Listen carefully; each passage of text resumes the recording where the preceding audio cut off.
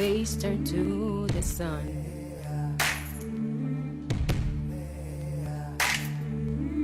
Weight on my shoulder, yeah, a bullet in my gun. Oh, I got eyes in the back of my head, just in case I have to run. I do what I can while I can, when I can, for my people. And while the clouds roll back and the stars fill the night, that's when I'm gonna stand up, take my people with me. Together we are going to a brand new home, far across the river. Can you hear freedom calling? It's calling me to answer. I'm gonna keep on keeping on, and I can feel it.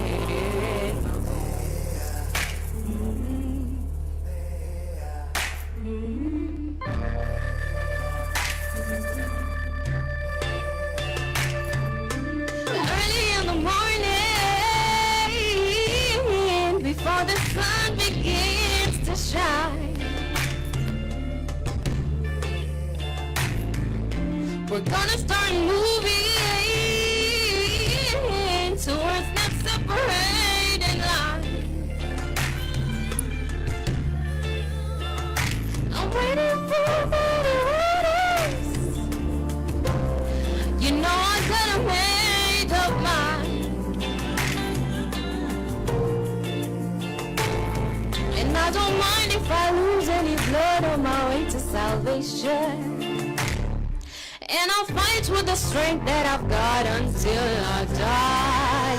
So I'm gonna stand up, take my people with me. Together we are going to a brand new home, and far across the river. Can you hear freedom calling? It's calling me to answer. I'm gonna keep on keeping on.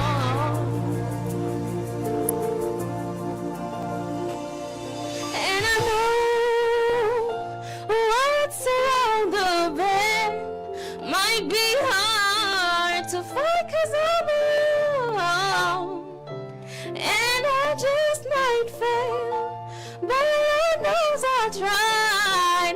She stays out of the sky. Stand up, take my people with me. Together we are going to our brand new home, and far across the river.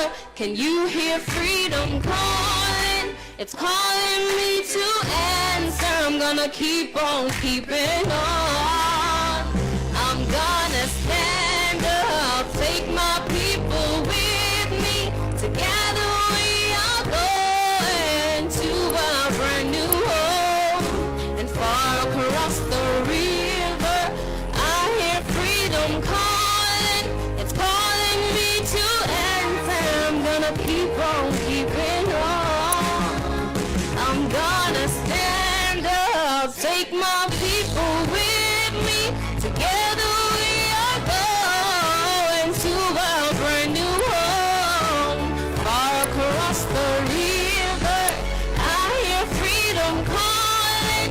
It's calling me to answer. I'm gonna keep on keeping on. I can feel it in my bones.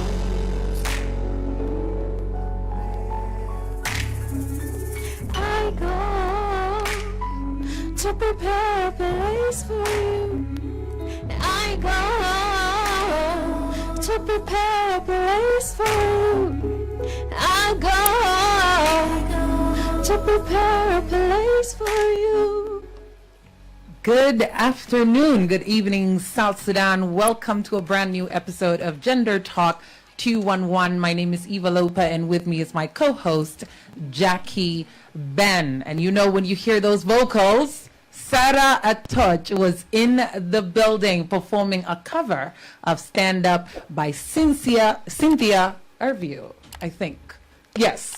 Thank you. Thank you so much, Sarah, for being here. This is a brand new initiative by the Gender Talk 211 show, and that is to promote women, South Sudanese women, in music. So thank you so much, Sarah, for being here. And those of you that are watching us online, pick a guest, pick an artist that you want to come on next week. And without further ado, I am so excited to be here today because we have a special guest. Jackie, are you happy our guests are here before we introduce? I'm so excited. Yeah? Yeah. I know it's been a while and we've really wanted to have someone from the people, the embassy that supports us. And I know we put them all over. You see them on our logos and so on, but we've never had one person on the show. So I'm really excited today to have Chargé d'Affaires for the Embassy of Canada to South Sudan, Mr. Julius Egbeyemi. Mr. Julius, thank you so much for being here. Hello, and say hello to the good people. Hello, good afternoon, everybody. Good afternoon. How are you doing, sir? I'm doing quite well. How is everybody? How's Eva and Jackie today? Thank you. We're good. Thank you so much for asking. We're really excited to have you here today. I know we've been beneficiaries of a Embassy of Canada program for about 2 years, and we've never had someone on the show.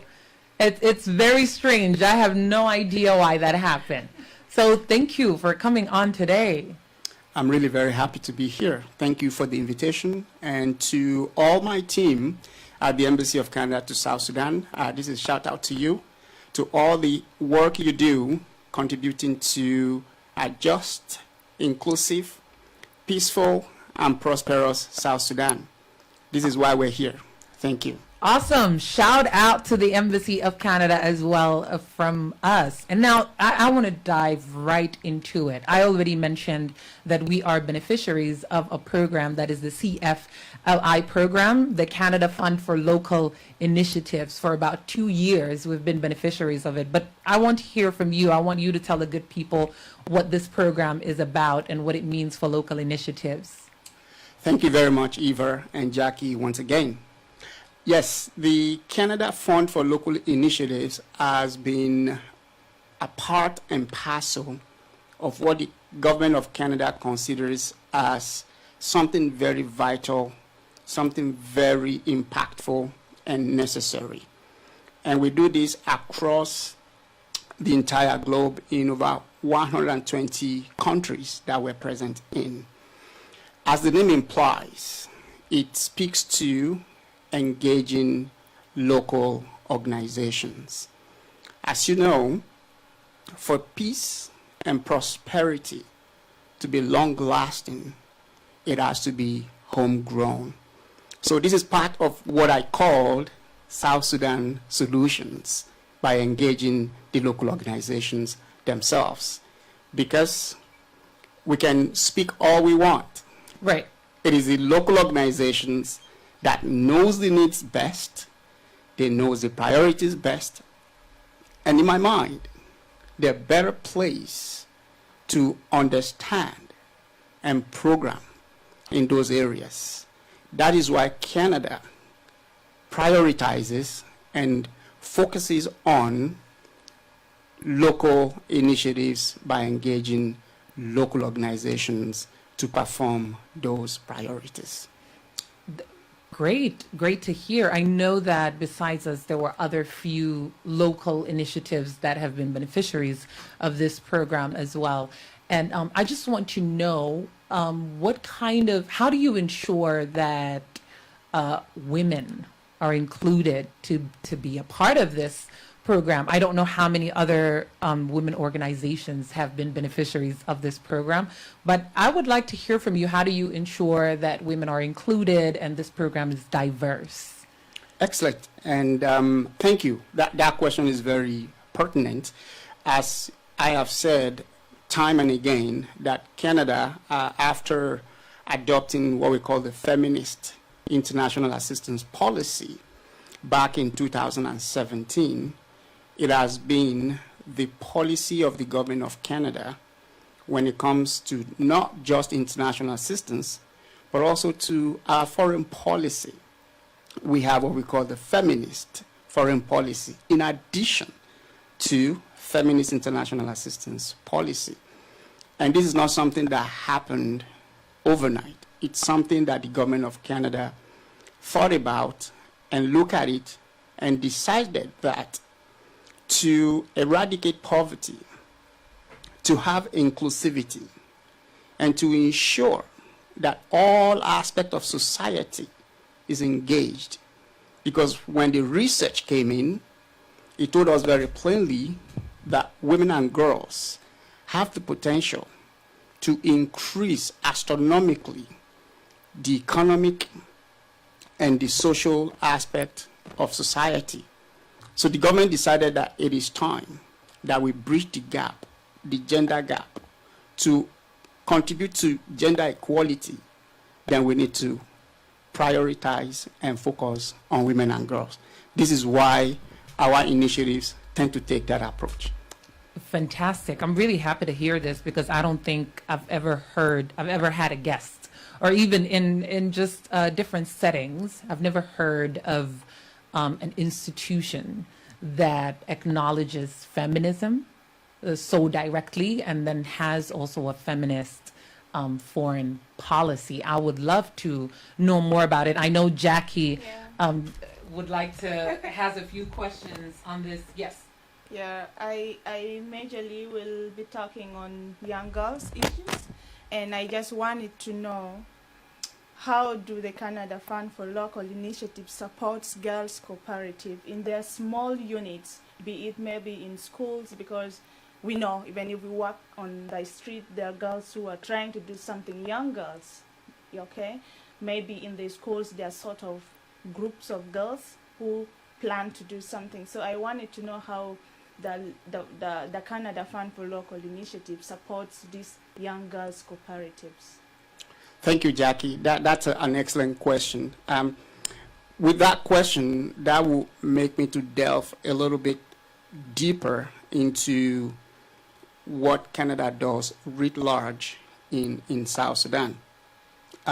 We have funding envelopes, and that's an international assistance jargon to capture what we do as a country in countries that we're present in. We have envelopes in development, we have envelopes in humanitarian, and we have envelope in peace and security.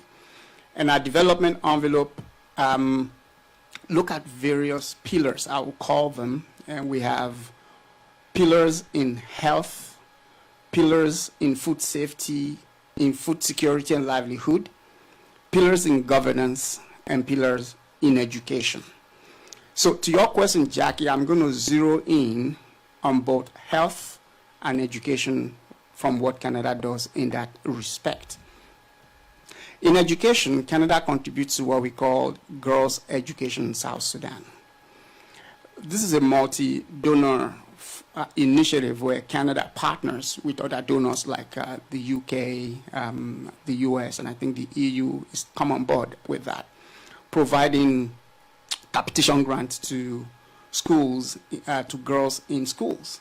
And I think if my memory serves me correctly, this provide support directly to girls in S1 to S4. It supports them directly by putting some cash into their pocket, encouraging them to come to school, encouraging them to get quality education, because if you ask me, education is the bedrock of any society. And having girls to be well educated means they can not only pass this along to their children, but they understand what it means to encourage their children to bridge the gap, to encourage their children to go to school. They understand the issue of nutrition. They understand the issue of health. They understand the issue of leadership. They understand the politics, and on goes the advantage. So Girls' Education South Sudan is one way that Canada's implement its feminist international assistance policy.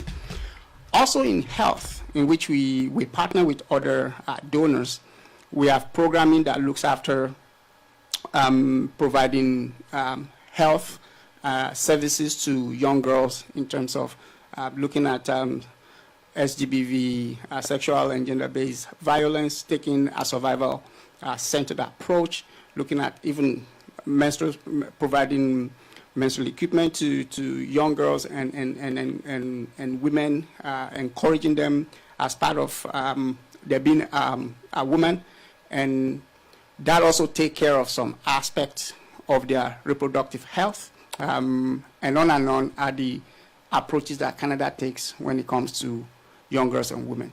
But specifically to CFLI, which is the Canada Fund for Local Initiatives, this year in our application, I am proud to say most of the beneficiaries out of the 7 organizations that were picked, most of them were women-led or youth-led that were successful in that program this year. And I'm really quite proud of that.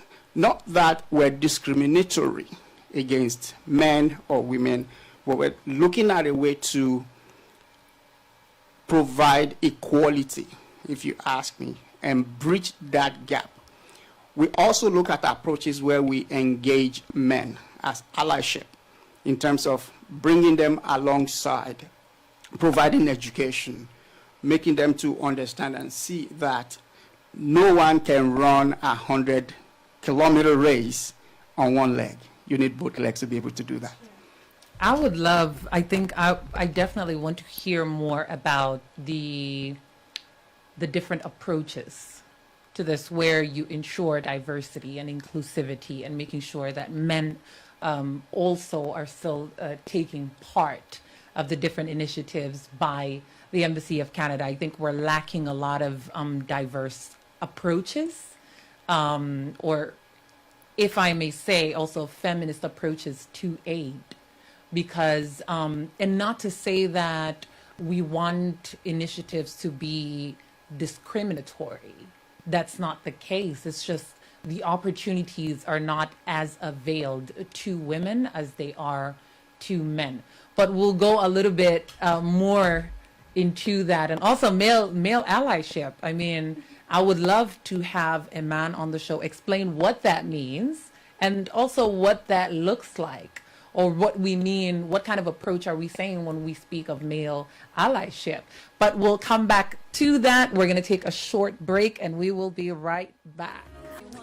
And we're back. This is Gender Talk 211. My name is Eva Lopa, and with me is my co-host Jackie Ben. And in the studio today, we have someone who has helped us so much in the past 2 years. We have the Charge d'Affaires for the Embassy of Canada to South Sudan, Mr. Julius Egbeyemi.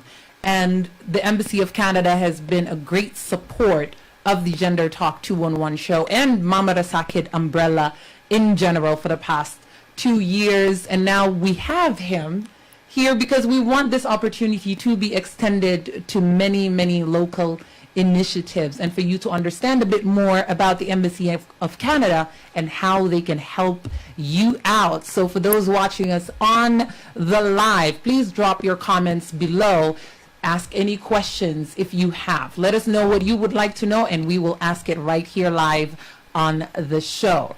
Before we went on break, Mr. Julius, we spoke about feminist approach to aid, and we spoke about male allyship. Before we go into male allyship, I do want to know, how do you define a feminist approach to aid? What does that mean to you, or what does that mean to Canada? And then how do you apply that to reality? Because it's difficult to have a feminist approach to anything, let alone aid. So how do you define that, and how do you implement? Thank you. I think I said previously that the decision to have a feminist lens was taken after some very rigorous research by experts within the government of Canada. And when the results came in, there were very stark results about the gap between the gender gap, not only in wages, not only in opportunities, not only in, look across the sectors. There is a gap that research opened our eyes to see. And the government took a responsive approach by saying we need to bridge that gender gap. To contribute to gender equality, then we need to take that feminist approach to our aid. And in that sense, we came up with the Feminist International Assistance Policy, which put the focus on women and girls in particular. Right. And not only in international assistance, in our foreign policy as well. As a result, we're not looking at a woman as a monolith. We're looking at it in a very comprehensive way. We're looking at women as peace builders. We're looking at women as entrepreneurs, as knowledge keepers, as name it. And when you look at women in their diversity, then we need to come at it from a policy perspective, both from the international assistance and foreign policy.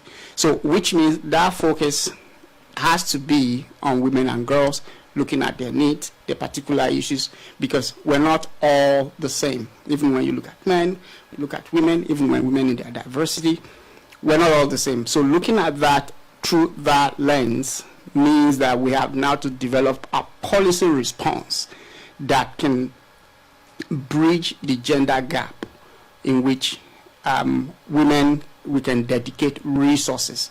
And one way that Canada look at it is from an inclusivity point of view and dedication of resources directly that address that gender gap. For example, after the launch of the FIAP, that's the acronym for Feminist International Assistance Policy, Yes. there was a program that was created globally called the Women Voice and Leadership Program. And a specific amount of money was earmarked to that program. I think it was around $150 million to address programming that caters to women and girls specifically. So Women Voice and Leadership Program across the world was, I think there was one in South Sudan and across the continent of Africa, Latin America, Asia, to begin to look at what are the things, what are the barriers that women face in their line of work as entrepreneurs, as peace builders, as knowledge keepers, and even in their day-to-day, in school and all of these things, and using that program to address those gaps. And I'm happy to say, even this year, April 2023, when the first batch of that funding ended, it has been renewed by the government of Canada. Okay. And this time with more money. I think now it's gone up to almost $200 million to begin to look at what has been achieved, where are we at, and what next can we do in What terms can of be done next? Exactly. Right. Exactly. Right.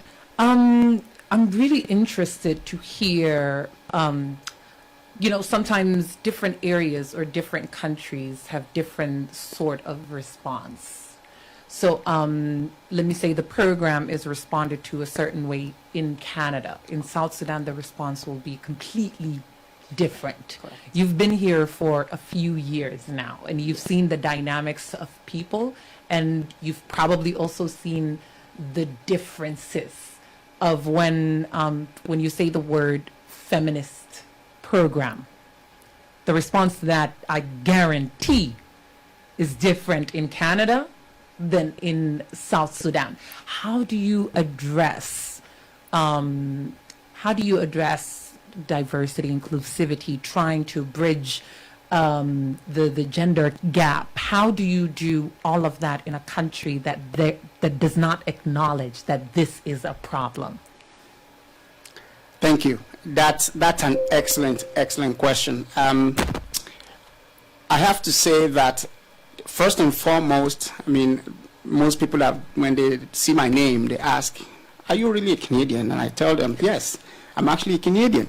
But my last name throws people off. They're like, "That name sounds African." And some people say, "Are you Nigerian?" And I said, "Yes."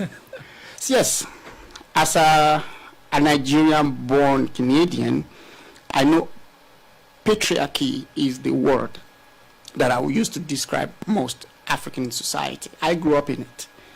I was born and bred in Nigeria. You see male head of family. My father was, the breadwinner and all of this, and I grew up with that mentality that Yes. men, this and that. But having now lived in Canada for a couple of years, I see that there can be equality in the house. And one of the things I learned earlier on is chores at home. Yeah. Fetching water, doing dishes, ironing clothes, even mopping floor, particularly in a G7 country where you don't have, those luxuries of hiring hands and all of that. That is one. Now, coming back to South Sudan, I see this quite often when people ask me, what do you mean by feminist? And I tell them, feminist does not reduce you as a man to nothing. It means acknowledgement of the difference, of the gap that exists, and taking a deliberate look and having an action and a response that provide opportunities to the other gender, giving them that ability. They're more than capable to do this. But when we don't provide them the opportunity, the space, the chance to do it, or even the acknowledgement, then I see that as an issue. So having been here, I've had that conversation time and again. And to my sense, education is critical, is crucial to be able to even start to have the conversation Right. that there is an issue. Right. And this issue can only be addressed first through education, and second by a policy response, and then we begin to see the results. Okay. I think this is a great start, right? For us to be able to sit here and have this conversation, and also for you to be out there and be able to have that conversation within the position that you have, because we tend to acknowledge people by the institution, by the title, by who they are, and how much power they have. And I think it's really commendable that you do acknowledge feminism. I don't know if you identify as a feminist, which is not a bad thing. No, my prime minister, when this policy was launched, said publicly that he's a feminist. And it was questions like, can you explain what that means? What that means. And it means I support my other half. Right. Which I don't think is a far distance to go. I'm male, you're female, we support each other. And I said previously, running 100-kilometer race on one leg Right. is a difficult issue. So I can tell you, I support gender equality. If that makes me a feminist, then so be it. I'm glad you said that, because my next topic is going to be male allyship, right? Right? We dive right into that. Before I ask Mr. Julius, what does male allyship mean to you? Drop it down in the comments below, and we'll come back to you before the end of the show. So, what does male allyship mean to you, and what does it look like?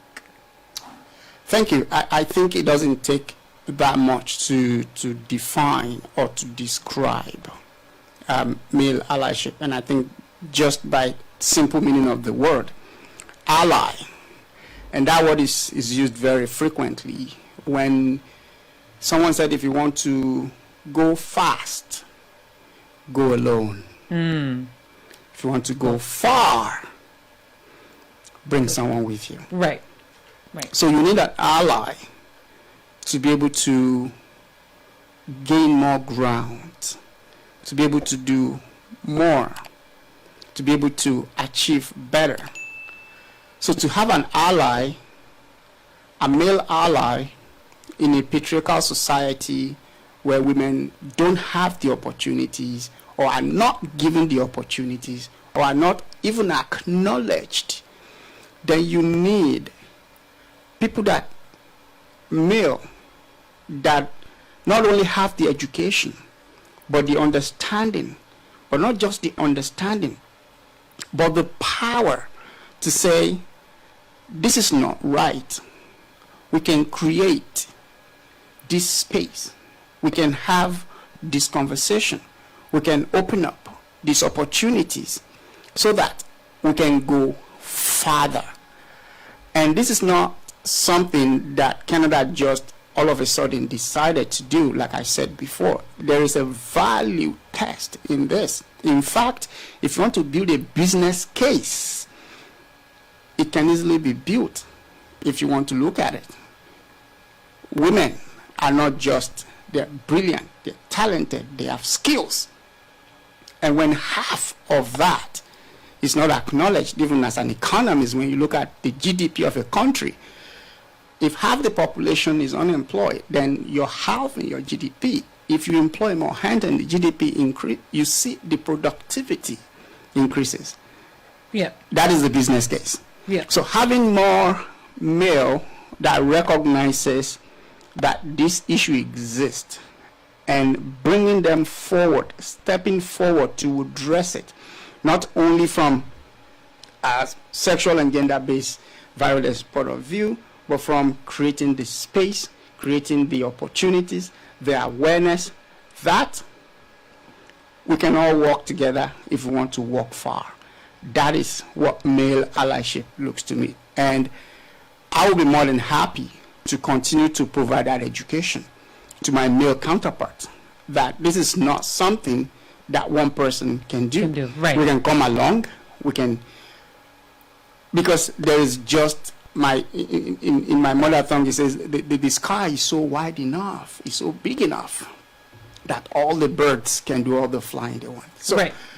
that opportunity is there. We just need to come alongside and provide that space, the opportunities to our female counterpart so that they too can thrive and be able to be a part of building a just, inclusive, peaceful, and prosperous society.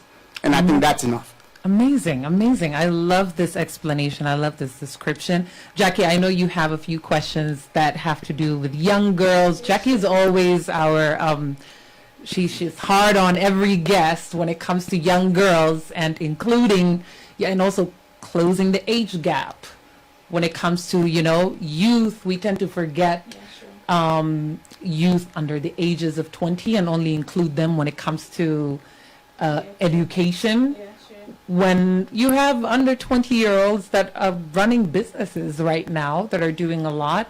So I'll give that to you, but we will go on break. And you that is watching us online, please drop down your questions in the comments and we will come back to them at the end of the show. Mani Ill-Fated, Higher. One of my favorite artists, actually. We had her on the show last week. And this week we had, just about 40 minutes ago, we had Sarah Torch blow the roof out. And next week we want to have another artist. And we want to support women. So let us know. Send us your instrumentals. Let us know if you would like to come on the show and perform live. This is all about the vocals. This is Gender Talk 211, and we're back. My name is Eva Lopa, and with me is my co-host, Jackie Ben, and with us in the studio is Charge d'Affaires Julius Egbeyemi for the Embassy of Canada to South Sudan. Also, a great supporter of the Gender Talk 211 show and Mama Rasakid umbrella for the past 2 years. Today, we are extending this opportunity to all of you, and he is here to tell us everything about why you should choose the Embassy of Canada and why the Embassy of Canada can choose you as well. So before the break, Jackie, I think we talked about maybe you have a few questions that you would like. Let's go. Yeah. So I am always interested about girl things, especially young girls. The reason behind is young girls do a lot, and if it comes to the cases of age, like the considerate age, it's the youth age is 20 and above. But then you would find that girls below 20 are doing things that are also supposed to be done by the elderly person. So I wanted to know the approach or the strategies on how you support young girls like below 20. How do they benefit? Excellent. Thank you. First and foremost, let me say South Sudan, being a very young country, also have a very young population. And I think if the statistics is correct, statistics has it at 73%. Yeah. That's amazing. And we should be talking about the dividend of a very young population. So your question is quite good, Jackie, because when you look at a country that is very young, let's even say that is evenly divided between male and female, it means you have a very young female population. Why the tendency is to look at the population 20 and above, or whatever the age ranges are, we should not overlook the ages that are below 20. And I don't know where the cut is, but I know that below 20 should either be in post-secondary school or running a business or be in college, even up to age of 16, they're about leaving high school to pursue other opportunities. For us at the Embassy of Canada, as part of our policy, and this is something your question is probably nudging me to now think about, is we don't look at our programming by those definition or by those clear, by, having those age range with regards to it. We ballpark it as women and girls. Yeah. Women, and by definition, and I don't know what that age range that will fall into, depending on what society you look at.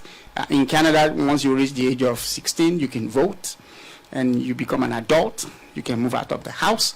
You can get a job. I think even by the time you're in, we call it grade 11, which is like 15, 16.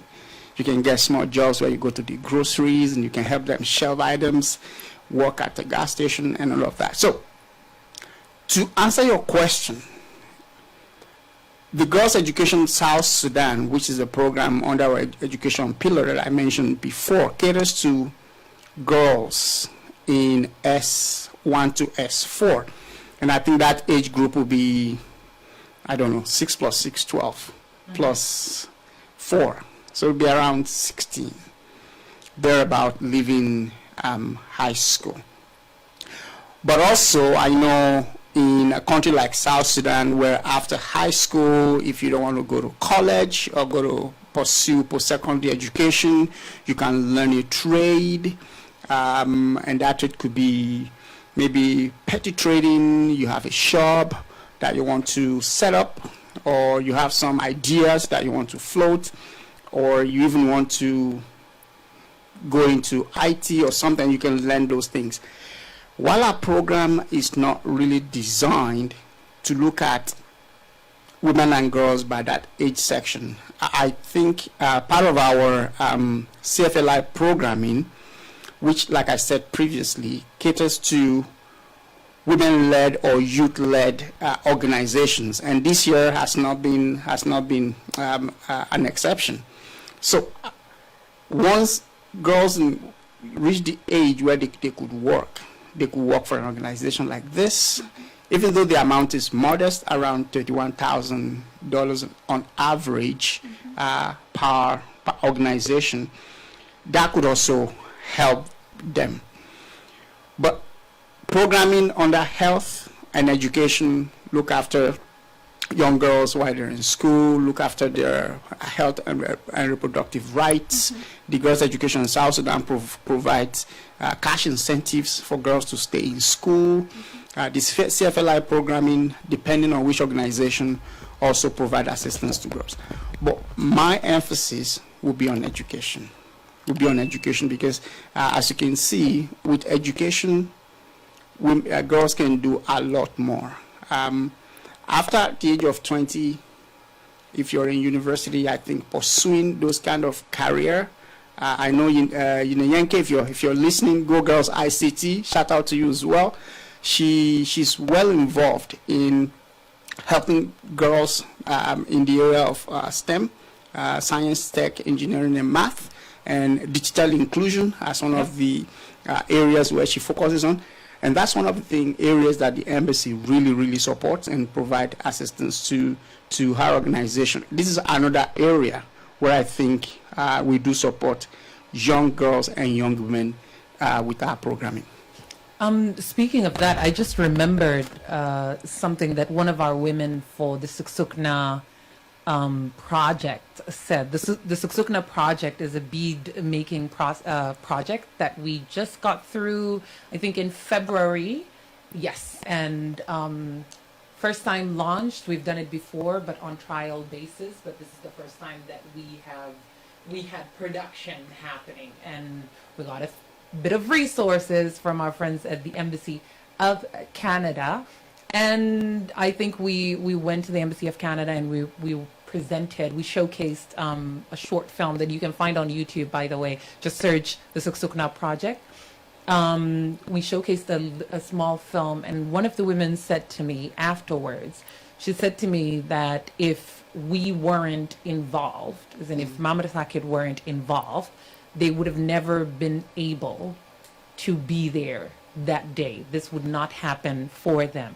And this has been lingering on my mind because now I think about access and how not just young people, but older women also, or language even barrier, where you have people, I mean, it's no secret that, we split from Khartoum, and a lot of us, so many of us are Arabic speakers. How do you now address those barriers where there's a language barrier, and also women who probably wouldn't be around your circle, around your area, or have access to you in any manner? How do you, is it an interest for the embassy to reach out to these women to find a way for them to have better access? I mean, so many things are involved when you're applying, where, you need digital knowledge, you need people who can write, people who know how to balance a sheet, people who know how to do accounting, and so on and so on. And I remember thinking about this, I just never brought it up. So I don't know, what are your thoughts? Thank you. Yes, that's clearly one of the barriers that the embassy is looking to solve or to address as a result of the local initiatives. But central to that is the realization that for us to be able to do that, we have basic criteria that we go through when we launch the CFLI programming. By the way, the CFLI programming for this year just closed. If you're interested, I think by early next year, February-ish is when the program is launched. You can check our Twitter handle, and now I think we have an Instagram page as well. Yes. We're going to link all of this information down below in the comments, so you can also ask any question that you would like to ask, and we will consult with the embassy and answer all of your questions after the show. And we will link all of the platforms for the embassy down below, so you can have communication with them directly as well. Yeah. Excellent. So if and every year we have what I call a theme. This year is good governance. Yes. As South Sudan looks towards holding its first election in 2024, we're looking at aspects of the constitution-making process, rule of law, sports in peace, peace and security, and any theme around that was what we're focusing on this year. So any local organization that is present in that area, particularly women and youth-led organizations, right, definitely will take priorities. But as you would know, like I said previously, education is something we want to focus on. So if Gender Talk 111, Gender Talk 211 is applying, definitely we want to ensure that the lead of that program is able to at least be literate, read, write, and be able to look at the money and be able to report back, because as you know, those funding are public funding from the people of Canada, and we would have to report back on how that money is spent. Right. So those basic being able to balance the sheet, like you said, are needed. However, the money, the people that are going to work on the program are recruited will now be dependent on the lead or the CEO, if you will, of that organization, and who they engage and how they provide capacity building, how they delve into education, how they run the program according to the guidelines and policies of the embassy is now completely dependent on them. But certainly we'll encourage capacity building, being able to provide access and remove some of the barriers, particularly language barriers, to such a program. So if you're listening, this is why we stress the importance that any organization that will be participating must have a strong leader who is able to coordinate and ensure that the funding is done appropriately.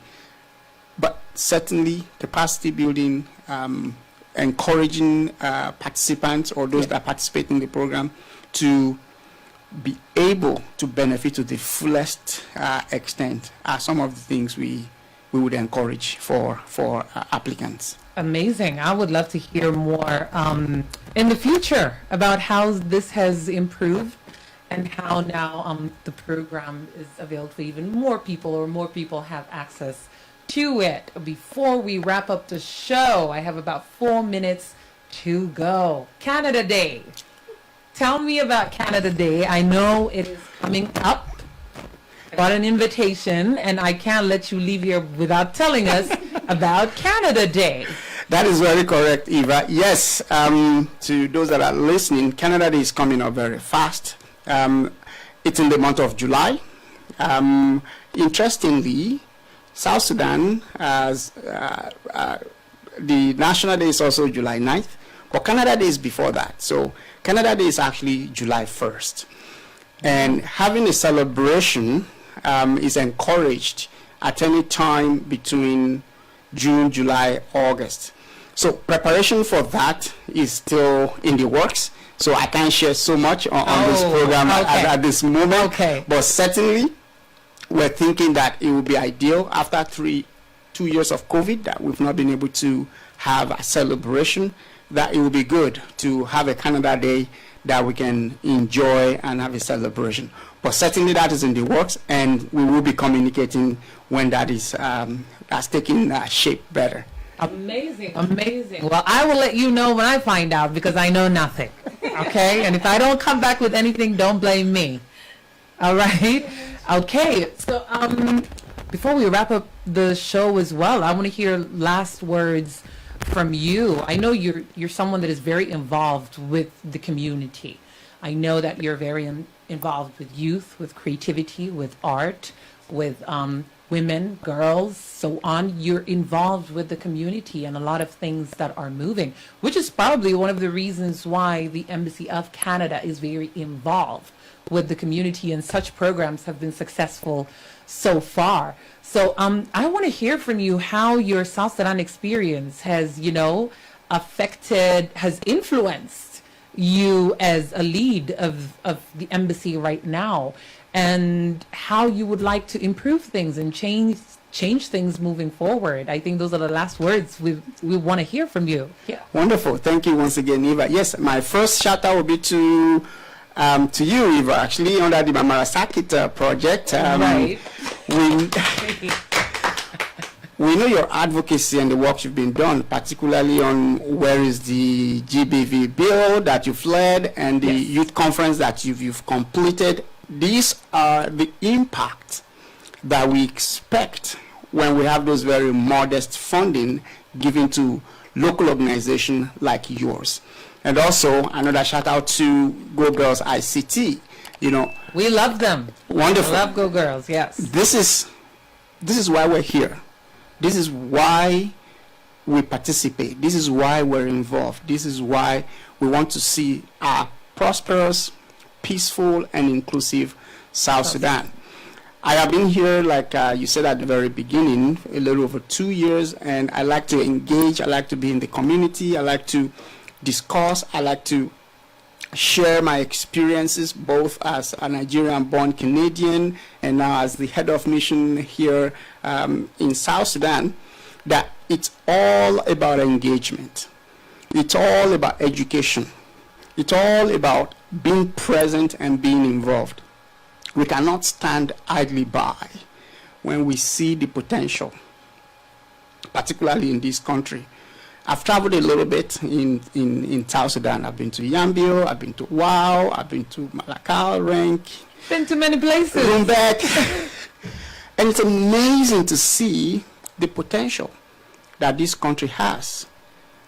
It's not just oil and gas. Look at agriculture. I was pleasantly surprised when I went to Yambio and I saw a rice farm. And when I was born, I walk on a farm like, wow, this is amazing. Yep. You see pineapples, you see corn. All over. All over. Yep. It's amazing. You see Yeah. aquaculture project. So this country has a lot of potential. But for all this to be fully harnessed, peace has to take shape. It has to take shape. It's fine. So, Jackie, are you satisfied with what you've heard about, young girls, what you've heard about the youth and so on? Do you have any follow-up questions before? Yeah, sure. So I know we are time, but we're almost closing. I just wanted to know, like, briefly, if you can tell us what condition for young girls qualify in order for them to benefit from what you do. Like, do you have a specific condition? Because you have talked of supporting girls in schools, giving scholarship, something like that. So I wanted to know, is there a specific condition that, categorize girls that get support from your embassy? Like requirements. Like, I don't think there are specific requirements for girls in particular for our CFLI programming. I said before, we every year we have a focus, and this focus is driven by the Feminist International Assistance Project. There are about 6 pillars. There is women economic empowerment, there is good governance, there is gender equality, and on and on. If this year the focus is on, take for example, women economic empowerment, then the requirement to be on that.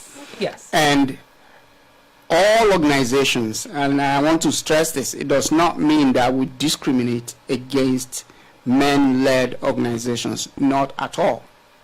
We will look at the requirements, we will look at the experience, we will look at what they plan to do as a result of getting that funding and what the impact of that funding is going to be. So certainly, those are the basis by which we identify those that benefit from that programming. So, amazing. I think we will definitely consult with the embassy and give you the answers of any requirements that we need to share, and also share with you what I think it's good governance this year. So the upcoming one will be now for February next year, where we'll share all of this information with you, and we'll share the contacts, we'll share the platforms for the embassy, the official platforms, and you will be able to ask those questions yourself. But for now, you can drop all of your questions down in the comments below, and we will try as much as possible to answer all of them and also connect you. If you need any help, please reach us at Gender Talk 211 on Twitter, Facebook, Instagram, TikTok,